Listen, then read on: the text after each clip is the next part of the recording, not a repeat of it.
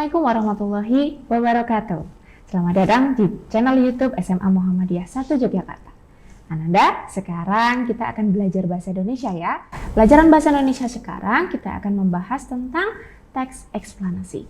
Apa itu teks eksplanasi? Nah, mari jangan sampai hilang perhatian Ananda untuk melihat tayangan ini ya, agar nanti ketika berhadapan dengan guru, Ananda bisa menjawab soal-soal yang diberikan kepada Ananda dengan sempurna ya.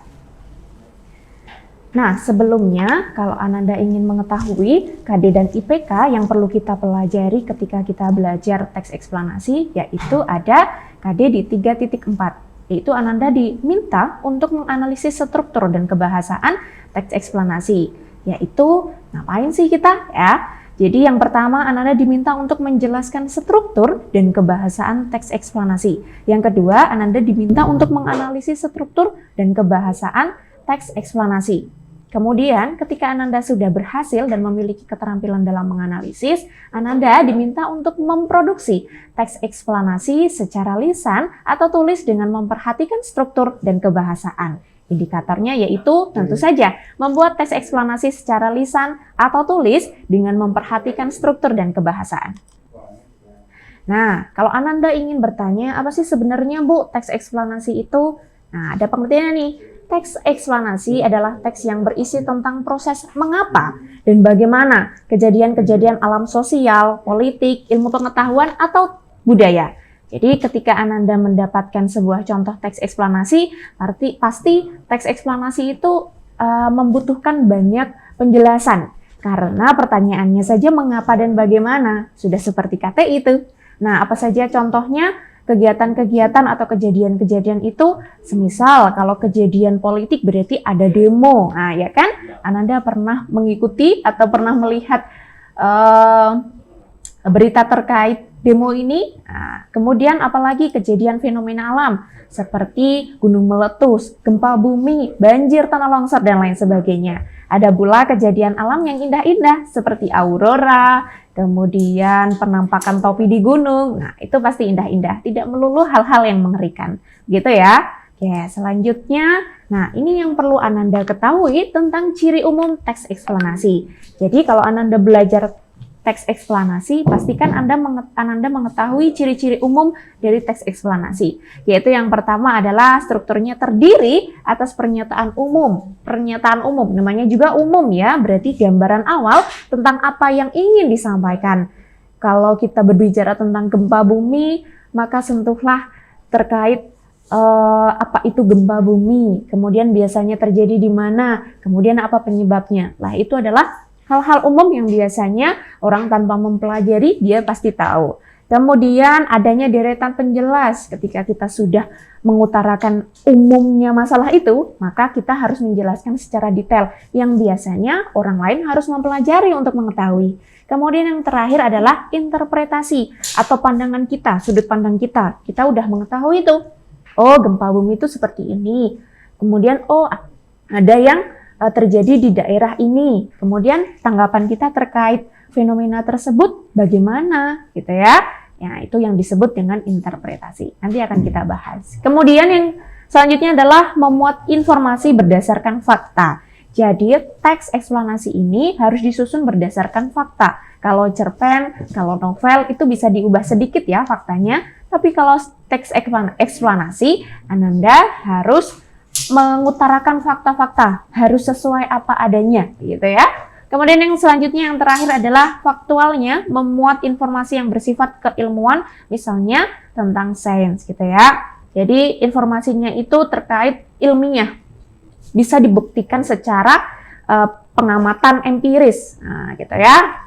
Nah, selanjutnya apa nih yang akan kita pelajari? Karena tadi Ibu sudah menjelaskan, sudah menyinggal sedikit tentang struktur teks eksplanasi, maka saat ini Ibu juga akan menjelaskan terkait apa saja yang ditulis dalam sebuah teks eksplanasi. Isinya apa saja sih dalam sebuah teks eksplanasi? Yaitu pernyataan umum, kemudian ada deretan penjelas, dan juga yang terakhir adalah interpretasi. Kita bahas satu persatu. Pernyataan umum, yaitu mengidentifikasi sesuatu yang akan diterangkan. Hal ini bisa terkait dengan fenomena alam, sosial, budaya, dan fenomena-fenomena lainnya. Seperti tadi contohnya adalah gempa bumi. Gempa bumi itu berarti dijelaskan dulu tuh, gempa bumi itu apa ya? Kemudian apa penyebabnya ya? Nah, biasanya meskipun kita tidak belajar geologi, kita halayak umum itu pasti akan mengetahui apa itu gempa bumi, kemudian apa penyebabnya, kemudian terjadinya di mana saja. Gitu ya.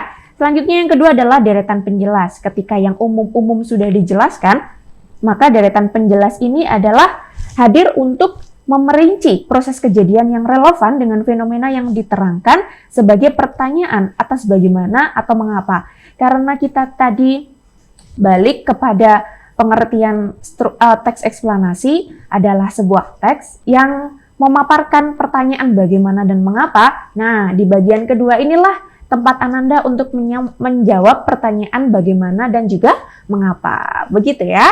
Kemudian yang selanjutnya adalah interpretasi. Nah, Ananda harus punya sudut pandang sendiri untuk menanggapi fenomena-fenomena alam yang ada di sekitar kita. Misal demo, oh demo tuh nggak bagus kalau aku alasannya begini. Demo itu harusnya akan aspirasi rakyat. Nah, aspirasi rakyat itu sudah ada wadahnya sendiri. Bagaimana cara aku menyampaikan aspirasi rakyat yang baik dan sesuai dengan aturan negara. Gitu ya. Baik. Nah, ini adalah contoh analisis struktur yang tadi kita sudah bahas. Nah, ini ada teks yang tadi sudah berkali-kali Ibu sebutkan, yaitu gempa. Gempa Aceh, siapa yang tidak ingat dengan gempa Aceh yang luar biasa dampaknya ya. Kita lihat di sini, nah, gempa dahsyat pernah terjadi di Aceh 26 Desember 2004 pada pukul 7.58. Pusat gempa terletak di sebelah barat Aceh dengan kedalaman 10 km. Bencana ini merupakan gempa bumi terdahsyat dalam kurun waktu 40 tahun terakhir. Nah, sebagian teks dalam pernyataan umum ini adalah bagian-bagian atau informasi-informasi yang sudah Ananda dengar, yang bisa kita pelajari dimanapun, di media massa manapun, Ananda pasti akan melihat berita ini, gitu kan? Jadi tidak perlu kita belajar studi tentang geologi, tidak perlu belajar tentang hal-hal yang harus keseluk-beluk tentang gempa bumi. Nah, itulah yang dinamakan tentang pernyataan umum, sifatnya umum dan bersifat semua orang tahu, gitu ya.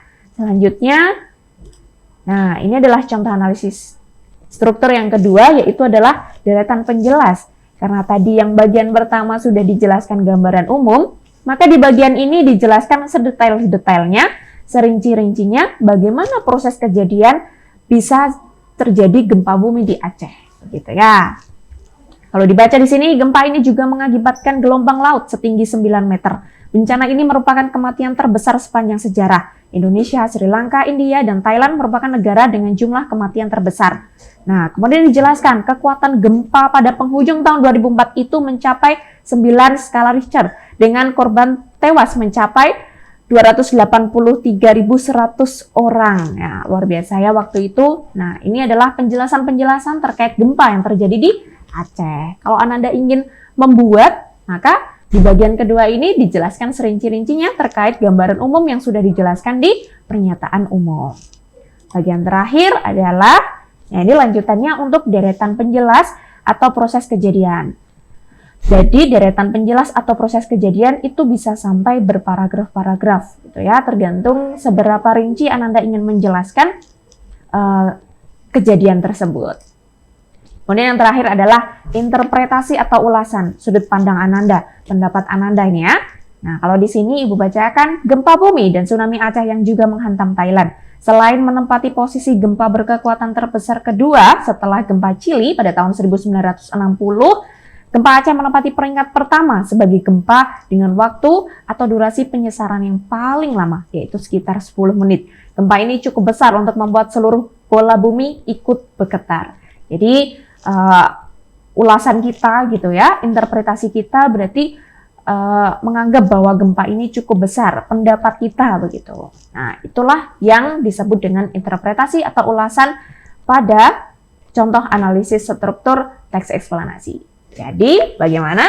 Sudah paham terkait teks eksplanasi? Apakah Anda siap ketika ada tugas untuk menganalisis struktur teks eksplanasi? Ibu tunggu ya jawabannya ketika nanti di kelas. Begitu, terima kasih untuk penjelasan hari ini. Sampai jumpa di video selanjutnya. Tetap tonton terus ilmu-ilmu yang ada di channel YouTube SMA Muhammadiyah 1 Yogyakarta. Terima kasih. Assalamualaikum warahmatullahi wabarakatuh.